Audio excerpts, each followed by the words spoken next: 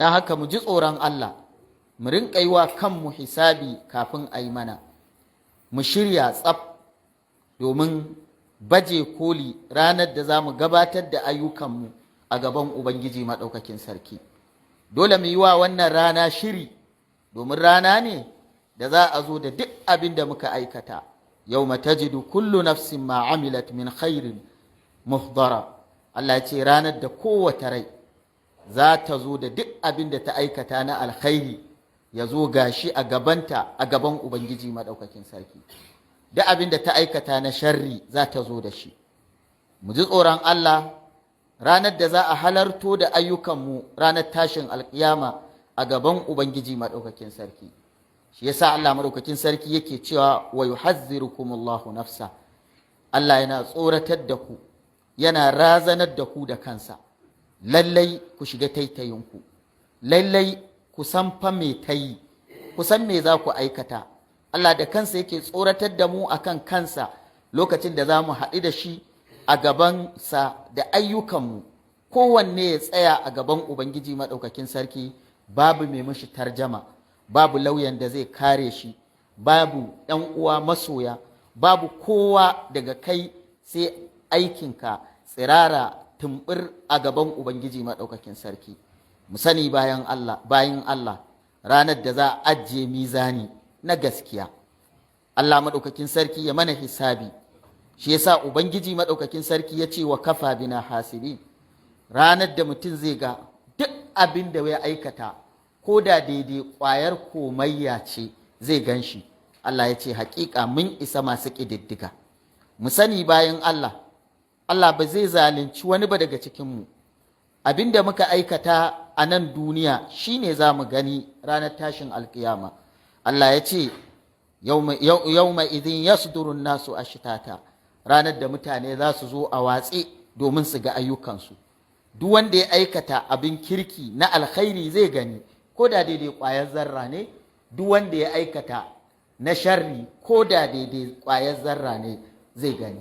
Ranar babu alfarma, ranar ba a cewa ni malam ne, ko mai huɗuba ne ni, ko ni ne shugaba, ko ni ne mai kuɗi, ko sarki, ko gwamna. Ranar gabaki ɗaya bayi sun zama ɗai a gaban Allah. Fitacce makusanci shine wanda ya kusanci Ubangiji Maɗaukakin Sarki. Ranar da duk wani titles zai zube, duk wani mukami zai zube, kowa zai tashi a bawa tsirara a gaban Ubangiji Maɗaukakin Sarki. Ba abin da zai fitar da shi sai abin da ya aikata a duniya. Ranar babu bayani da zaƙin baki, babu lankwasa zance, babu na san wane da na san wane, domin kowa zai zo da abin da ya aikata.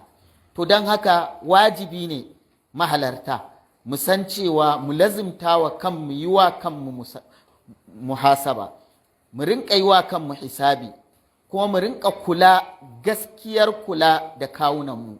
Ka fara kula da kanka a matsayinka na kai kanka kaɗai, kafin ka kai ga iyalanka, kafin ka kai ga 'ya'yanka, kafin da kai da maƙota da 'yan uwa. Kai kanka kaɗai sai ka tserar da kanka kake da ikon tserar da wani.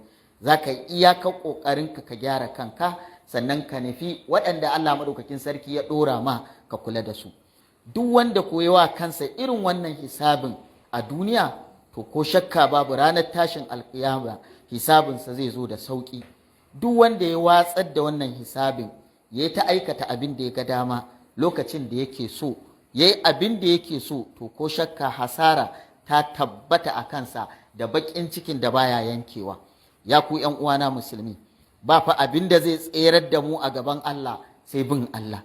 Ba abin da zai tserar da mu a gaban Allah sai gaskiya.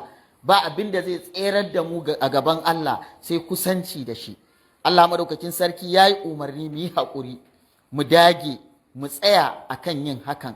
Kada wani abu ya girgiza mu, kada fitintunun rayuwa ko tsadar rayuwa ko wani abu ya sanya mu saki layi. Allah ya ce ya ku waɗanda kuka yi imani ku yi haƙuri, ku sake yin haƙuri na dagewa, isbiru wa sabiru, ku yi haƙuri kuma ku jajirce akan haƙurin. Haƙuri kaɗai, in Allah ya ce mu yi haƙuri, mun san me yake nufi da haƙuri, amma ya ƙara cewa mu yi haƙuri kuma mu tsaya tsayin daka akan haƙurin, sannan kuma ya ce mu ji tsoron Allah, domin shi kaɗai ne zai sa mu tsira gaban Allah. Ya ku ‘yan uwana musulmi, mu sani kula da kai, sannan yi mata muhasaba, sannan zarginta, dole ne wannan ga mumini ya rinka aikata waɗannan ababe guda uku. Ya kula da kansa, me yake aikatawa, me yake furtawa, sannan kuma yi wa kansa hisabi, me na aikata yau, me na aikata jiya, me na aikata shekaran jiya, ɗazu me na aikata, in an jima me zan aikata. Sannan kuma mu'aqaba, ya zargi kansa, dan me kika aikata kaza, dan me kika yi hassada, dan me kika yi zalunci, dan me kika yi da wane. Ya koma ga Ubangiji maɗaukakin sarki. Haka bayan Allah suke tun daga kan sahabban manzo sallallahu alaihi wasallam. Ɗaya daga cikin sahabbai ya ce, na zo daidai katanga inda Umar ɗan Khattab yake zaune, tsakaninmu da shi katanga ce ta raba mu, shi bai gani na, ni ba na ganin shi. Sai na ji Umar yana cewa, ya kai ɗan Khattabi, me ka aikata yau? Yana cewa, ya kai ɗan Khattabi, me ka aikata yau? Ya kai ran ɗan Khattabi, duk abin da ka aikata yau in ba bin Allah bane ba, hasara ne a gare ka. Kuma zan ci gaba da tsayar da ke rai, kina so ko ba kya so sai kin bi Allah, da daɗi ko babu daɗi sai kin bi Allah. Menene amfanin ɗan Khattabi a rayuwa matuƙar ba Allah yake bi ba, ko bai bi abin da Allah yake so ba? Wannan sahabi ya juya ya ce, hatta amirul mu'minina. A wani lokaci ya ce ya ƙara zuwa, ya ji yana cewa da kansa, yana cewa, ya kai, wai kai ne ya ke ɗan Khattabi, kai ce ake ce miki wai amirul mu'minina, bak kai canki, ke ce ake cewa shugabannin muminai, ke ce jagoran musulmi, me kika aikata wa musulmai? Ya ke rain nan, me kika aikata wanda zai kubutar da ni gaban Ubangiji maɗaukakin sarki? Yana tuntuɓar kansa, yana yi wa kansa muhasaba, domin ya san gaban Allah babu wani magana kai wane ne ko ɗan wane ne ko ɗan gidan wane ne. Kawai magana ɗaya ce, me ka aikata, akan me ka mutu. Wannan ita kaɗai ce magana. Duk wani abu da zai biyo bayan wannan zance ne, hira ne, ba a yin shi a lahira. Kawai gaskiya ce tsagwaranta, babu cofanan ƙarya.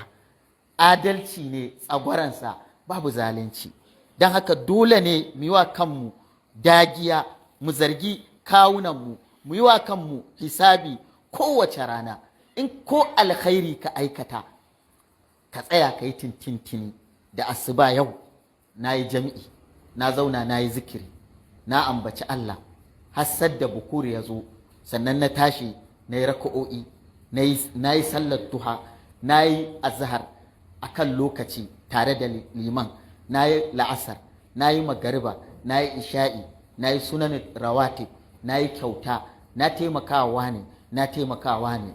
Barakallah, Allah ya mun albarka da wannan rana, Allah ya amsa mun, Allah maɗaukakin sarki ya sa wannan shi zan ɗore da shi har zuwa lokacin da zan koma gare ka. Allah ka sanya ayyukan alkhairi su zamanto su ne aikina, ko da ka aikata alkhairi sai ka yi wa kanka irin wannan muhasaba, ka ce wato dan me kuma ban yi kaza ba, ai kamata ya yi lokaci kaza a ce na yi kaza, ya kamata a ce na yi kaza, to gobe da izinin Allah zan tashi da kaza, zan aikata kaza. A wannan ayyukan alkhairi da na aikata, to gobe sai na daɗa su, yanda in na zo yi wa kaina hisabi gobe, kuma zan yi wa kaina hisabi akan cewa na ambata duk abin da na aikata jiya kuma na samu ƙari. Haka kuma washe gari, haka washe gari, haka washe gari, har ranar da zan ji an ce man rabbuka, to kuma zance ya ƙare. Idan kuma na aikata sharri, to kuma in yi muhasabarta, in yi istighfari, in hana ta aikatawa, in dage wajen ƙoƙarin bin Allah.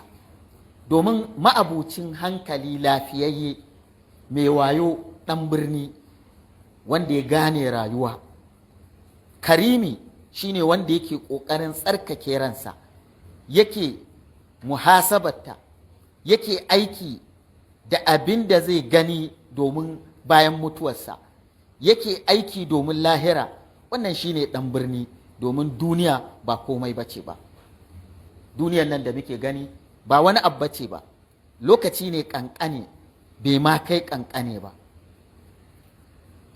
Idan mutum ya ƙirga rayuwar duniya, duka rayuwar shekara nawa za ka yi?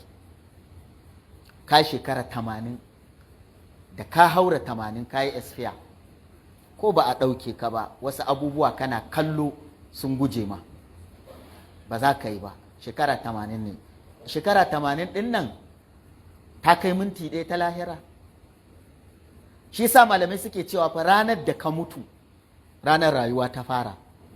Duk wannan abin da muke yi wallahi wasa muke, ba mu komai ba. Ranar da aka ce mala'ika ya ɗauki ranka ranar rayuwa ta fara. Kuma abin da za ka gane ranar rayuwa ta fara, domin daga nan za ka kwanta a cikin kabarinka baka san shekarar da za ka yi ba.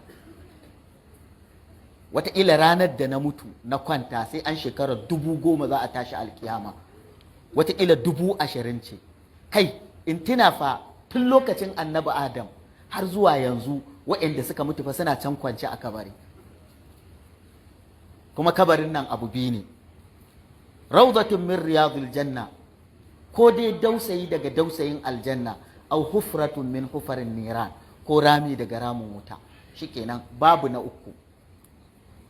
To shekara 80 kai da za ka yi kwanciyar kabarin shekara 10,000, 20,000, 50,000, Allah kaɗai ya sani.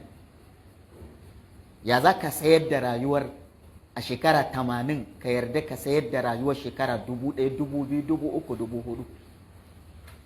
Mutuwar manzo sallallahu alaihi wasallam zuwa yanzu shekara 1,450 da wani abu.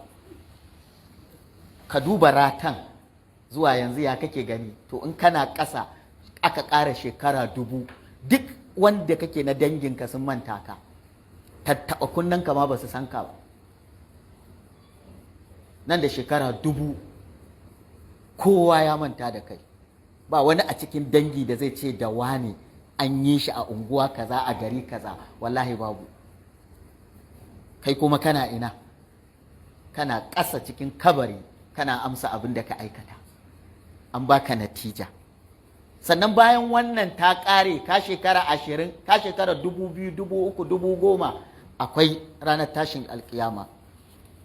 Allah maɗaukakin sarki ya ce fi yaumin kana miqdaruhu 50,000 sanatin mimma ta'uddun, shekara 50,000, yini ɗaya kawai shekara 50,000.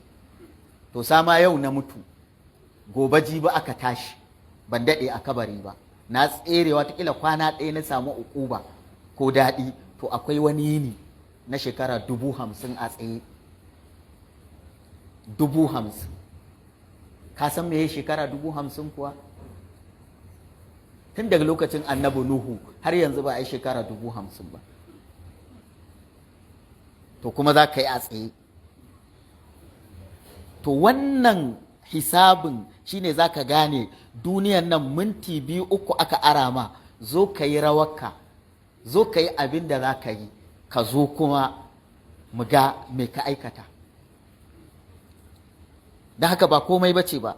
Shi yasa manzo Allah sallallahu alaihi wasallam yace dan birni mai wayo, ƙwararre mai hankali shine wanda yake tuhumar kansa, yake yi wa kansa hisabi, kuma ya aiki domin bayan mutuwa. Amma gajiyayye, dolo, taɓaɗɗe shine wanda ya bi abin da ransa take so, kuma ya tsaya yana ta dogon buri, yana shirme, yana ta'addanci, kuma yana cewa ai Allah mai gafara ne, yana duk abin da yake so, kuma yana mantawa da Allah yana da uquba kuma zai hisabi. Shi yasa Ibn al-Khattab Umar yace hasibu anfusakum qabla an tuhasabu, ku yi wa kanku hisabi kafin a yi muku, ku auna kayanku kafin a auna muku. Kai da kanka a yau ka san abin da ka aikata, balil insanu ala nafsihi basira.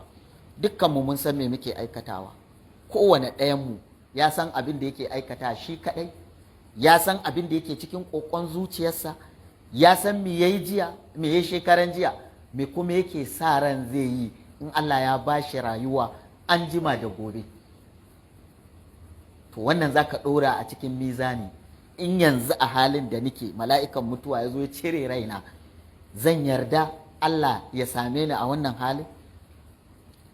Duk wanda ya gafala da wannan muhasabar, to ko shakka babu ya yi asara.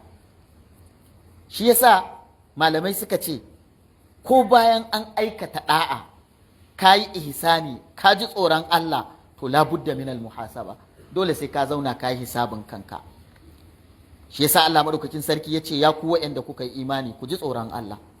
Wal tanzur nafsum ma qaddamat lighad, kowace rai ta kalla ta yi duba na tsanaki mai ta gabatar domin gobe kiyama. Ku ji tsoron Allah. Kawai abin da Allah ya ce mu duba me muka gabatar, me za mu tsinta ranar tashin alkiyama, ya littafinmu zai zo ne cike da bakin ciki, da hassada, da ƙiyayya, da saɓan Allah, da jiji da kai, da girman kai, ko zai zo ne cike da ɗa'a da bin Allah, zai zo ne cike da alkhairi ko cike da sharri. Shi yasa Hassanul Basri yake cewa lalle mumini tsaye yake akan kansa, qawwamun ala nafsihi, mumini na gaske tsaye yake akan kansa, ya yi wa kansa lizzami, ya riƙe zuciyarsa, ya riƙe harshensa tamau, ya kalli gefensa, gabansa da damansa, hagunsa da damansa, gabansa da bayansa, samansa da ƙasansa, a tsaye yake. Duk inda ya ɗaga ƙafa sai ya san ina zai ajiye, domin babban ƙwaƙƙoluwan mumini shine gamawa da Allah lafiya. In kowa ya ƙi shi a duniya, domin ya san mai tasarrufi Ubangiji maɗaukakin sarki shi ke yake da iko da shi, kuma zai mishi hisabu. Hassan al-Basri ya ce kowa ya rinƙa yi wa kansa hisabi kafin Allah ya mar. Ya ce lallai duk wanda zai samu sauƙin hisabi ranar lahira to shine wanda ya tsaya tsayin daka akan ransa, ya kuma yi hisabinta a duniya me kike aikatawa. Wanda ko zai sha wahalar lahira, ya ce to mutanen da suka ɗauki al'amarin duniya kawai al'amari ne daga duniya sai Kaduna, duk abin da ya zo ransu shi za su aikata, shi za su faɗa, shi za su yi. Ba sa tunanin akwai ranar da za su tsaya gaban Allah a tambaye sa don me. Baya hisabin kansa. Ashe kenan wajibi ne akan mu yi hisabin kanmu akan al'amura da dama. Mu yi hisabin kanmu akan abubuwan da muke aikatawa na yau da kullum wanda muka manta. Yau shekara 20-30 da balagarka me ka aikata tuni ka manta, amma yana nan a rubuce. Me zai kankare shi ka daina shine kyakkyawar tuba zuwa ga Ubangiji maɗaukakin sarki. Duk abin da muka wuce mun wuce, duk taɓargazar da ta kwanta mun manta da ita, amma a wajen Allah tana nan a rubuce. Zunufin shekara 40-50 yana nan in har baka tuba ba. To yaya yake, ya zan yi maganin zunufin da na yi a baya, kuma ya zan ɗau matakin da ba zan yi ba, don duk kwana ɗaya da na kwana ina ƙara kusanci ne zuwa ga kabarina. Shi kuma wannan kabarin ba harkar wasa ba ce ba. Duk wanda kaga ya ɗauki kabari harkar wasa to bai mutu ba. Shi babban matsalar mutuwa kenan, ba a zuwa a dawo don a gyara, kuma ba a da na sani. To mutum ya yi wa kansa wannan hisabi. Hisabi na biyu, ka yi wa kanka hisabi tsakaninka da iyalanka. Karfa matata da iyalaina su kai ni wuta. Ai babban asara da tashin hankali, matar da na auro da 'ya'yan da na haifa in ajiye su a gida su kai ni wuta. Dan manzo Allah sallallahu alaihi wasallam ya ce me? Kafa bil mar'i isman an yudayya man ya'ul. Ya ishe ka zunufi a wajen Allah ka tozartar da wanda kake ɗaukan nauyinsu, wanda kake ciyarwa a gida, iyalanka. A ce baka aikata komai ba a duniya, baka yi zunufi ba, baka yi ƙarya ba, baka yi zalunci ba, baka ci haram ba, baka aikata komai ba. Kawai abin da ka je wajen Allah da shi ka tozartar da matarka ko matanka da iyalanka. Manzo Allah ya ce wannan kadai ya ishe ka bala'i, ya ishe ka musiba a wajen Allah. Wasu da yawa matansu ne za su kai su wuta, wasu 'ya'yansu ne za su kai su wuta. Shi yasa Allah ya ce ya ayyuhal ladzina amanu qu anfusakum wa ahlikum nara. Wani da yawa makocinsa ne zai kai shi wuta, ya cutar da shi, bai yi wa kansa muhasaba ba. Wani da yawa kasuwancin da yake nema dare da rana ba hutu, shi zai kai shi wuta, domin bai san halal ba, bai san haram ba. wani da yawa aikin gwamnatinsa da yake aikin ko force ko aikin force ko office da yake sa biro ya yi signing ya kashe, shi zai kashe wuta. Wani da yawa aikin gonarsa ba da yake yi shi zai kashe wuta, domin bai san zakka ba, bai san komai ba, ya ci iyaka ya yi abin da yake so, bai sanin akwai hukuncin Allah a harkar gona.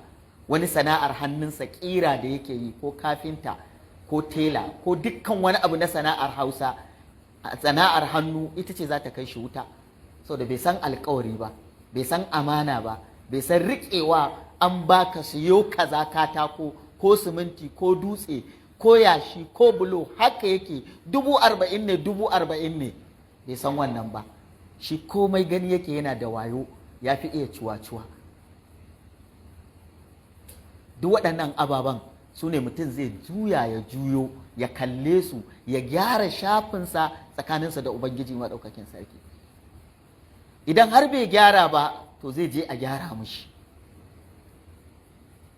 kuma ba abin da zai salwanta a wajen Allah. Duk dabararka da wayanka kowa ma bai sani ba, duk wanda kake abubuwa ba wanda ya sani, amma Allah da mala'ikunsa sun sani. Kuma za ka zo ka tsaya wata rana yau matubular sara'ir, Allah ya kira ta ranar tonan asiri, domin duk wanda ka cuta sai ya san ka cuce shi, duk wanda ka zalunta sai ya san ka zalunce shi, duk wanda ka ha'inta sai ya san ka ha'ince shi.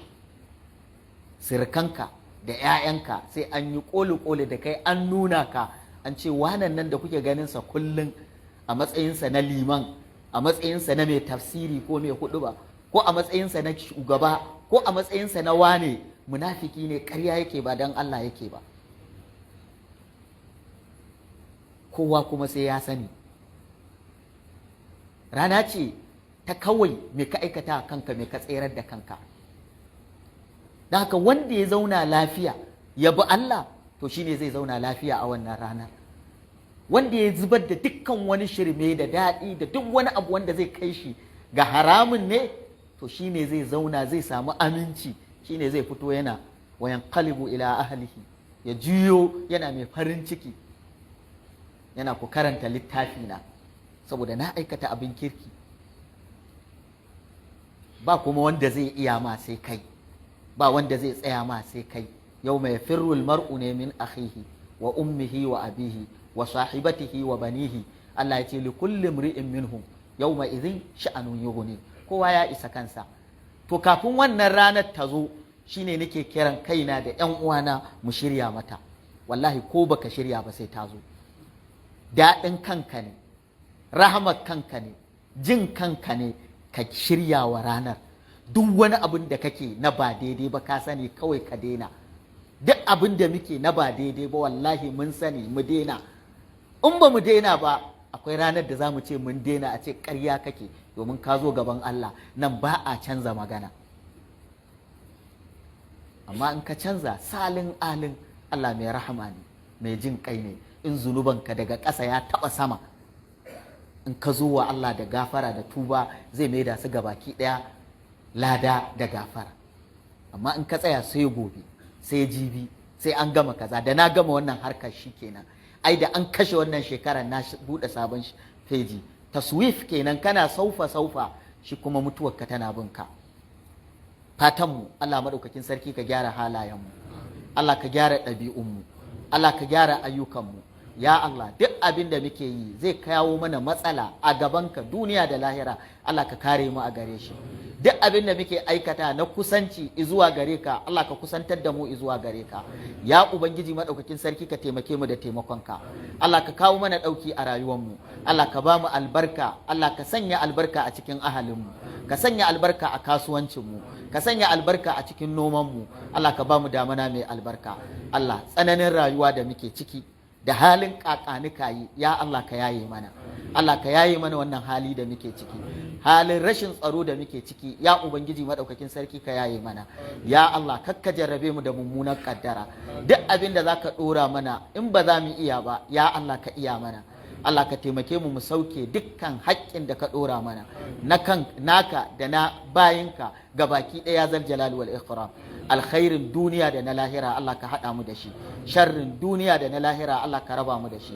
Allah ka taimake mu, Allah ka sa albarka a kasuwanninmu, ka sa albarka a gonakanmu. Ya Allah, duk wani mai sana'a ko mai aiki ko mai kasuwanci, Allah ka sanya wannan aikin ya zamanto sanadiyar tsirarsa, kuma ka rufa mishi asiri da shi wannan aikin duk kankantarsa duniya da lahira. Ya Allah, kai ne mai iyawa, kai ne mai riƙon iyali, kai ne bai ba da dama da iko yadda za a riƙe su. Ya Allah, ka ba mu iko yadda za mu daɗaɗa ma iyalanmu, mu sauke nauyin da yake kanmu na tarbiyya da na abinci da na magani da na sutura. Ya zal jalal wal ikram. Ya Allah, kada ka kama mu da haƙƙin wani, dan girmanka dan rahamarka. Ya zal jalal wal ikram. Allah ka gyara shugabanninmu, Allah ka ba su zuciya ta tausayi, Allah ka ba su zuciya ta tsoron Allah.